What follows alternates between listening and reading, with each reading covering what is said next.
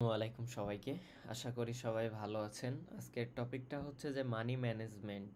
এখন money management তো একটা ভিডিও দিছিলাম, বাট তারপরও আরেকটা দিলাম। আমি জানি না কিভাবে বুঝাবো, বাট বলা উচিত। আমার নিজের লাইফের এক্সপেরিয়েন্স থেকে আপনাদের সাথে কিছু শেয়ার করা উচিত। আমি অনেক দিন যাবৎ ভিডিও দেই না, মানে রেগুলার না, যার কারণে অনেকেই বলেন যে এই টপিকে ওই টপিকে ভিডিও দেন, বাট হয়ে ওঠে না আর কি। এখন মাত্র মুখ টুক ধুয়ে আসলাম ভিডিও করতে। তো যাই হোক, এখন কথা হচ্ছে যে দুনিয়াতে যারা সাকসেস হইছে বা সাকসেসফুল পার্সন আমরা যাদেরকে দেখি, তারা মানি ম্যানেজমেন্টের প্রতি প্রচুর সতর্ক আর কি। তারা টাকা পয়সা খুব হিসাব করে খরচ করে এবং টাকা পয়সার প্রতি তাদের মায়া মহব্বতও বেশি। এখন কথা হচ্ছে যে আমরা যারা নতুন এই সেক্টরে আসি, তাদের অনেক অনেক ভুল হয়ে থাকে। এই ভুলগুলো নিয়েই আজকের ভিডিও, যাতে এই ভুলগুলো না হয়ে থাকে।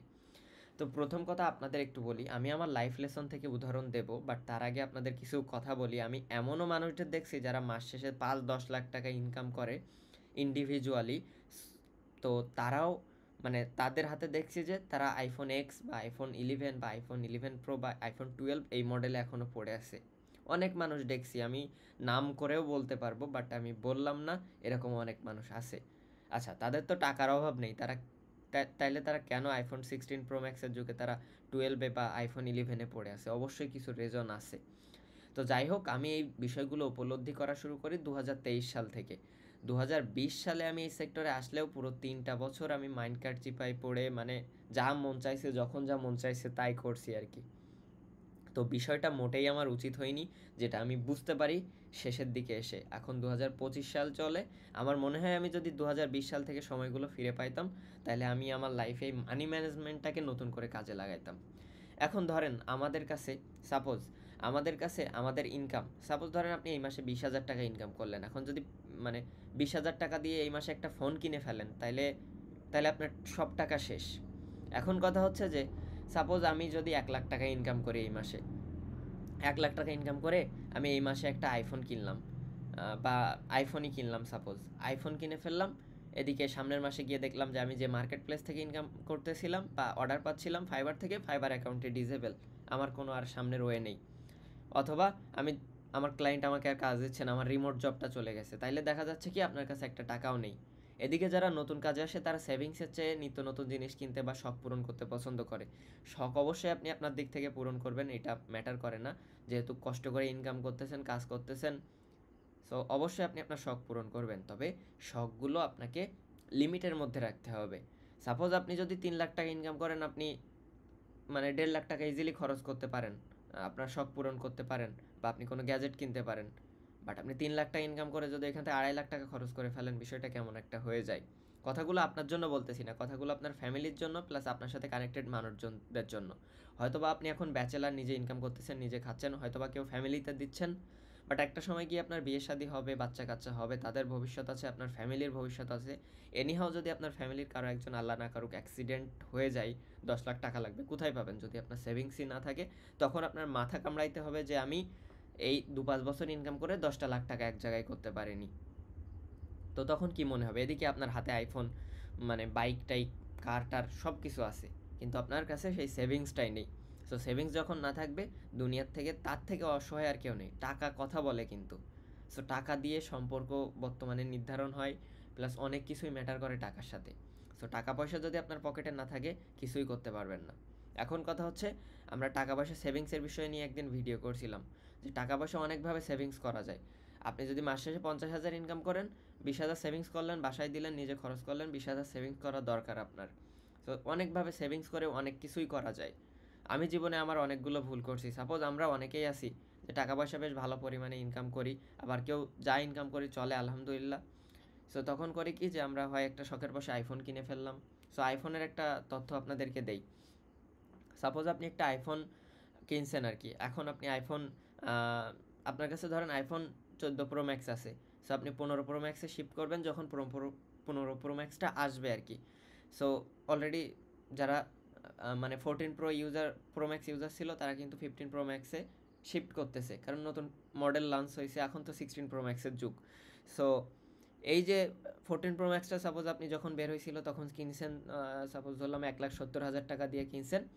আবার যখন আপনি 15 প্রো ম্যাক্সের সময় সেল দিতে যাচ্ছেন তখন আপনার 1 লাখ বা 1,10,000 সেল দেওয়া লাগতেছে, বা শুধু 1 লাখে সেল দেওয়া লাগতেছে, বা ব্যাটারি পার্সেন্টেজ বা আপনার কন্ডিশনের উপরে ডিপেন্ড করে সেই দামে সেল করা লাগতেছে। তখন আবার নতুন মডেল কিনতে গেলে অলমোস্ট আপনাকে আরও উল্টো 1 লাখ টাকা বা 80,000 টাকা বা 90,000 টাকা অ্যাড করা লাগতেছে। এটা কিন্তু সীমিত সময়ের জন্য, এটা 1 বছরের জন্যই। এখন 1 বছরে আপনি এই ফাও টাকাটা পুরোই নষ্ট করতেছেন। সামনের বছর গিয়ে যখন 16 প্রো ম্যাক্স, মানে এখন যারা 15 প্রো ম্যাক্স ইউজার আছেন তাদের কিন্তু এই 16 প্রো ম্যাক্স আসার পরে অনেকেই কিনে ফেলছেন, এদিকে প্রায় 50-60 হাজার টাকা বা 70,000 টাকা লস করে ফেলে। সো এই জিনিসগুলো এটা কিন্তু আপনাকে কোনো অ্যাডভান্টেজ দেবে না। আমি যদি আপনাদেরকে বলি, আমি এখন 15 প্রো ম্যাক্স ইউজার, আমি মোটামুটি আইফোন ইউজ করা শুরু করি 2021 সাল থেকে। সো আমি প্রথমে একটা সীমিত পরিমাণে 30,000 টাকা দিয়ে একটা আইফোন কিনি 2021 সালের শুরুর দিকে, সেটা হচ্ছে iPhone x. So iPhone x কিনি, আইফোন এক্স কেনার পরে আমার যখন ইনকাম বাড়ে তখন আমি কি করি, আমি হচ্ছে যে ইনকাম বাড়া না, আমার একটা ক্লায়েন্ট গিফটেড আইফোন ছিল, আইফোন 12 ছিল আমার জানা মতে, 12 নাকি 13 প্রো ম্যাক্স নাকি 12 প্রো ম্যাক্স, যে কোনো একটা ছিল। তো আমি যখন ওই ফোনটা আমার কাছে চলে আসে, আমার কিন্তু মানে আমার মানে মানে ভালো লাগা ছিল এক্সের প্রতি, কিন্তু যখন বড় মডেলটা আমি পেয়ে গেছি তখন আরও ভালো লাগা কাজ করে। সো এই ভালো লাগা কাজ করার ক্ষেত্রে সামনের বছর গিয়ে আমাকে বাধ্য হয়ে 13 প্রো ম্যাক্স কিনতে হয়। সো আমি ওখানে অলমোস্ট 50-60 হাজার টাকা অ্যাড করা লাগছে। তারপর সামনের বছর এসে 14 প্রো কিনি, প্রো ম্যাক্স কিনি না। ওইখানেও 14 প্রো নিতে গেলেও আমাকে অ্যারাউন্ড 42,000 টাকা অ্যাড করা লাগে। তারপরের বছর এসে 15 প্রো ম্যাক্স নেই, যেখানে আমার 72,000 টাকা অ্যাড করা লাগে। তাহলে চিন্তা করে দেখেন এখানে কতগুলো টাকা ব্যয় হচ্ছে আর কি। সো বছরে বছরে আপনার 50, 60, 70, 1 লাখ যেটাই যাচ্ছে, আপনি যেভাবে এক্সচেঞ্জ করতেন যাচ্ছে। সো এই টাকা পয়সাগুলো ফাও যাচ্ছে একদম, এখান থেকে কোনো কিছু আসতেছে না। আর আইফোনের যে বিষয়টা, হ্যাঁ সিকিউরিটির বিষয়টি সে অন্যরকম, বাট আইফোনের যে বিষয়টা হয়ে থাকে সেটা হচ্ছে যে আমি যখন 2021 সালে বিভিন্ন মিটআপে টিটাপে যাই, টুকটাক কথাবার্তা হয়, মানুষের সাথে পরিচিত হওয়া শুরু করি। 2020 সালে মূলত কাজ করা শুরু করি, 2021-এর দিকে এসে মানুষের সাথে আমি টুকটাক সামনাসামনি দেখা সাক্ষাৎ হয় ডিজাইন কমিউনিটির মানুষজনের সাথে বা ফ্রিল্যান্সিং কমিউনিটির মানুষজনের সাথে। তো তাদের হাতে যখন আমি আইফোন দেখি তখন আমার চিন্তাধারা ওই দিকে যায়। সো এটা কিন্তু দেখতে গেলে বললে চলে যে তাদের সাথে আমাকে তাল মিলাই চলতে হবে, সেই জন্য আমি ইউজ করতেছি। তো আমি মানে এই যে বংশ পরস্পরায় ওইটা ইউজ করে আসতেছি, সামনের বছর এই মডেল ওই মডেল আসলে, কিন্তু তখন আমি 16 প্রো ম্যাক্স নেইনি, নিতে গিয়েও আই মিন গত গত 3 মাস আগে বা 4 মাস আগে আমার 15 প্রো ম্যাক্সকে এক্সচেঞ্জ করে আমি আবার নতুন একটা 15 প্রো ম্যাক্স নিছি, ব্যাটারি হেলথ কমে গেছে বলে। টাকার জন্য না, এখানে টাকা ইস্যু ছিল না, 16 প্রো ম্যাক্সে যাইতে চাইনি, কী কী ইস্যু দেখা দিচ্ছিল তাই। তারপর কিন্তু আমার ইন্টেনশন চাচ্ছিল যে নিতে, তার মানে আমাকে আর কতগুলো টাকা অ্যাড করা লাগতো, অলরেডি এই ফোন নিয়ে আরও অ্যাড করা লাগছে আর কি। সো যারা ইউজ করে তারা এটা জানে। তো আপনি যদি একটু গভীরভাবে চিন্তাভাবনা করেন তাহলে দেখবেন যে এই ফোন কেনার কোনো মানেই দাঁড়ায় না আর কি। সো আপনার কাছে যদি একটা বেস ভ্যারিয়েন্টও ইউজ করেন, 70,000 টাকা দিয়ে বা 50,000 টাকা দিয়ে একটা ফোন কিনলেন, ওটা দিয়ে আপনি ইজিলি চলতে পারতেছেন। হ্যাঁ, শখ হিসেবে আপনি কিনতে পারেন, আমি না করতেছি না, বাট ভালো দিক খারাপ দিক দেখাচ্ছি আর কি। আমার ইন্টেনশন আছে আমি আপাতত এই ফোন আর করবো না আর কি, এইভাবেই রেখে দিব। সো এটাই আমার কাছে চিন্তাভাবনা। অথচ আমি যখন আমার কাজ শুরু করি তখন আমি আমার আম্মুর ফোন ইউজ করতাম 2020 সালে। তারপর 2020 সালের লাস্টের দিকে এসে আমি একটা ফোন কিনি, টেকনোর ফোন, যেটার দাম হচ্ছে আপনার 10,000 টাকা। তারপরে আমি 2020 সালের শেষের দিকে, একদম শেষের দিকে এসে যখন আমার ভালো ইনকাম হওয়া শুরু করে তখন আমি রেডমির একটা ফোন কিনি। তো আমি কিন্তু অ্যান্ড্রয়েডে হ্যাপি ছিলাম। আমার এমন না যে ফোন চেঞ্জ করতে হবে, এই করতে হবে, ওই করতে হবে, হাই কনফিগারেশন লাগবে। আমার কোনো তো ফোনে কাজ নেই চ্যাট করা ছাড়া, ফাইবার অ্যাকাউন্ট লগ ইন রাখা ছাড়া, যেহেতু আমি মার্কেট প্লেস বেস ফ্রিল্যান্সার ছিলাম সেই সময়। সো আহামরি কোনো কাজে লাগতো না। তা এখন ফোনের প্যাশনটা এরকম হয়ে দাঁড়াইছে যে আমাকে আইফোনের দিকেই থাকতে হবে, বা করতে হবে আর কি, যুগের সাথে তাল মিলাই চলতে হবে, কাইন্ড অফ স্বভাব বললে চলে এটা। তবে ইনভেস্ট আপনার কোন দিকে করা উচিত, এদিকে আপনি করেন না করেন সেটা আপনার পার্সোনাল ম্যাটার, বাট এই ইন্টেনশনটা বাদ দিতে হবে আপনার দিক থেকে, কারণ ফাও টাকা ওখানে যাচ্ছে। দুনিয়াতে, আমি আবারও বলছি, দুনিয়াতে যারা ভালো কিছু করছে বা মোটামুটি সাকসেসফুল তারা কিন্তু টাকা পয়সার দিক থেকে খুবই সেভ করে চলছে। আর যেটার হুঁশ জ্ঞান আমার 2023 সাল এর পর থেকে ফিরছে, আমি আপনাদেরকে বলছি আর কি। আরেকটা বড় জিনিস কি জানেন, টাকা পয়সা ইনভেস্ট করবেন কোথায়? সাপোজ আপনি এমন একটা কনফিগারেশনের পিসি ইউজ করতেছেন যেটা আপনার মনে হচ্ছে যে আমি একটু বাড়াইলে হয়তো বা আমার কাজের গতি আরও বাড়তে পারে বা ভালো হতে পারে, সেখানে প্রয়োজনে আপনি ধার করে হইলেও বা আপনার ফ্যামিলি থেকে নিয়ে হইলেও বা নিজের জমানো টাকা দিয়ে হইলেও বা নিজের 1 মাসের টাকা দিয়ে হইলেও কেনা উচিত আপনার। ওই জিনিসটা তাৎক্ষণিকভাবেই আপনার দরকার, যেটা আপনার কাজকে বুস্ট করবে, আপনার প্রোডাক্টিভিটি বুস্ট করবে এবং আপনার কাজকে আরও সহজ করে দেবে, সেটা অবশ্যই কেনা উচিত আমি যেটা মনে করি। আমি আমি প্রথম যে ল্যাপটপ কিনি সেটা হচ্ছে আমার সেক্টরে ঢোকার পরে, করোনার সময় একদম শুরুর দিকে।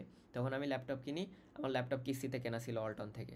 তারপর আমি 2020-এর লাস্টের দিকে সে একটা পিসি বিল্ড করি।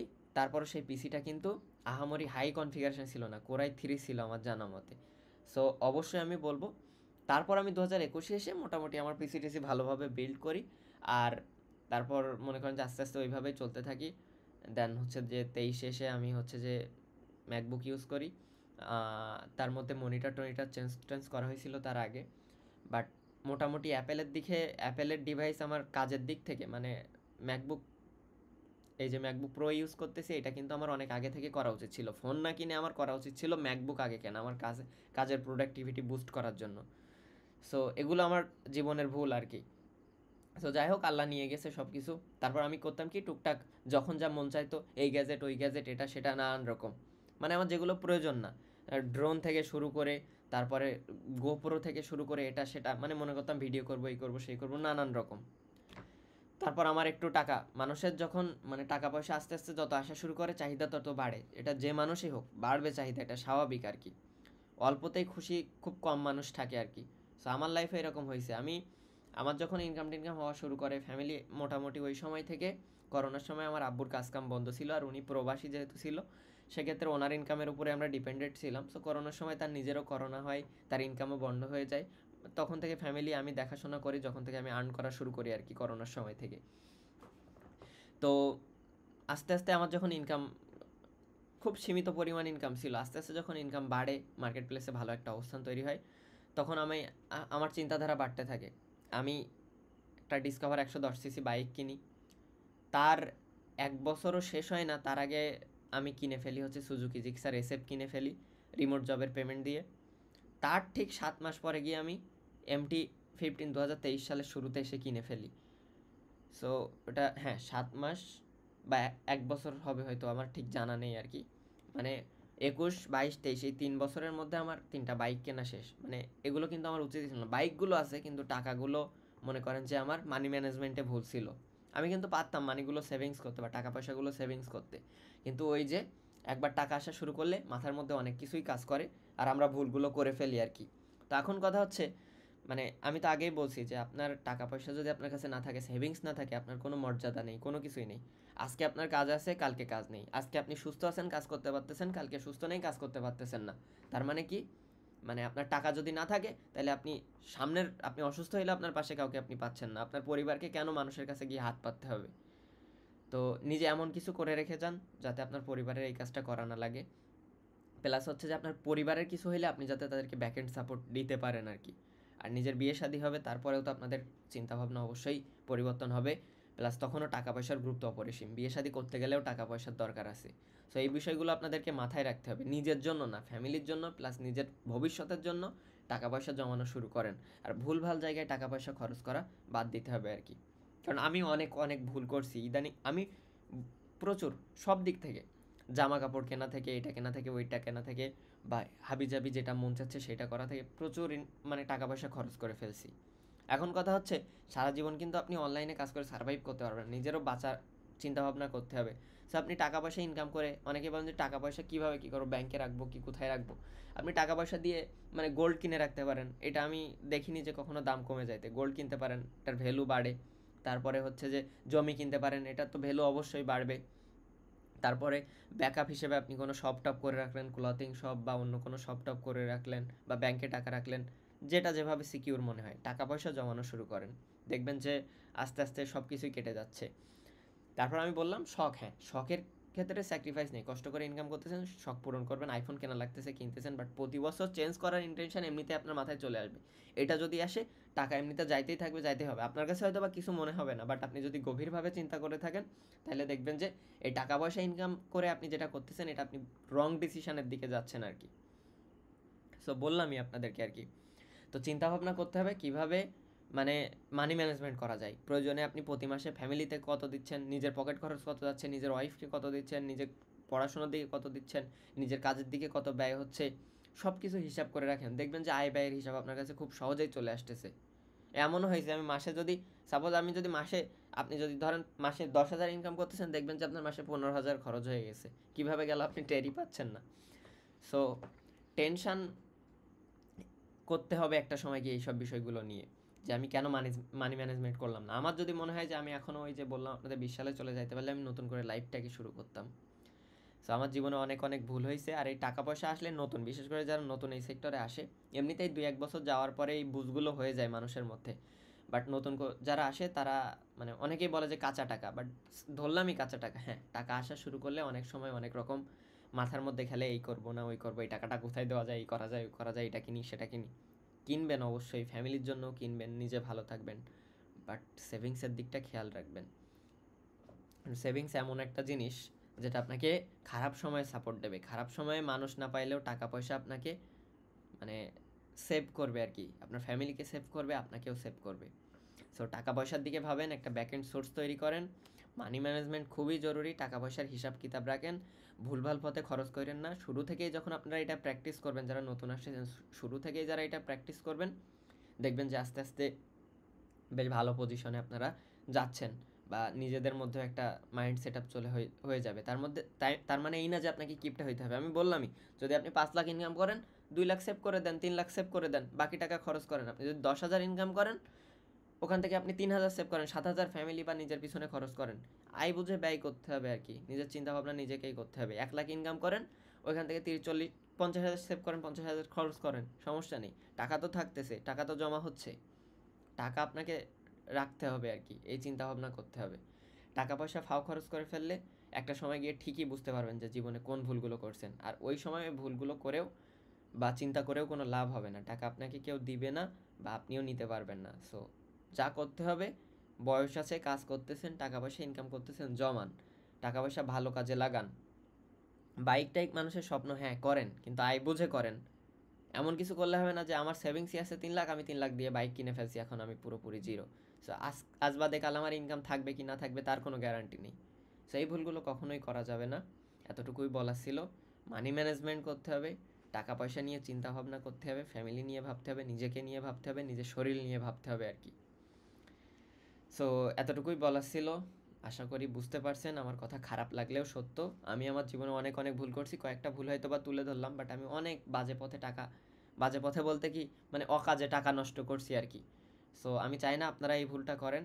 সো আমার রিয়েল লাইফ থেকে আমার যতটুকু বলা উচিত সেইটুকু বললাম। আমি অনেক বড় ভাইদের থেকে সাজেশনও নিছি, তারা কীভাবে মানি ম্যানেজমেন্ট করে, তারা কীভাবে কী করে। আমি এমনও দেখছি ভাই, আমি অনেককেই দেখছি যে সাপোজ মানে ওই যে ফোনের কথা তো উদাহরণ দিলাম, অনেকেই দেখছি এখনও বাইক টাইক কোনো কিছুই কিনিনি, নিজের কাজ কাম করে আসছে, সেভিংস করতেছে, ফ্যামিলি চলতেছে, ভালো আছে সে। বাট ওই যে কথা আছে, সে সেভিংস করতেছে, তার মানে সে কিন্তু হ্যাপি। সো আপনার কি আছে ইনস্ট্যান্ট, আপনার সাপোজ আমার সামনে একটা ম্যাকবুক আছে, আমার আইফোন আছে, বা এয়ারপডস আছে, ধরলাম আমার বাইক আছে, সব কিছুই আছে, কিন্তু আমার ব্যাংক ব্যালেন্স জিরো, তখন কেমন লাগবে? তখন আমার কোনো ভ্যালু নেই। তো এই জিনিসগুলো মাথায় রাখতে হবে, ঠিক আপনাদের ক্ষেত্রেই। সো আয় বুঝে ব্যয় করতে হবে। মানে আর যাই করেন না কেন তাই বলে কিপটামি করলে চলবে না। আর যেসব কাজ দিয়ে আপনার আয় উন্নতি হবে, সেখানে প্রোডাক্টিভ কাজে টাকা পয়সা আপনি ব্যয় করতেই পারেন, স্বাভাবিক। সো ভালো থাকবেন সবাই। আসসালামু আলাইকুম। ইনশাল্লাহ আস্তে আস্তে ভিডিও দিব, অনেক দিন যেহেতু দেইনি, তখন ইনশাল্লাহ আরও অনেক অনেক বিষয় নিয়ে কথা হবে। ভালো থাকবেন।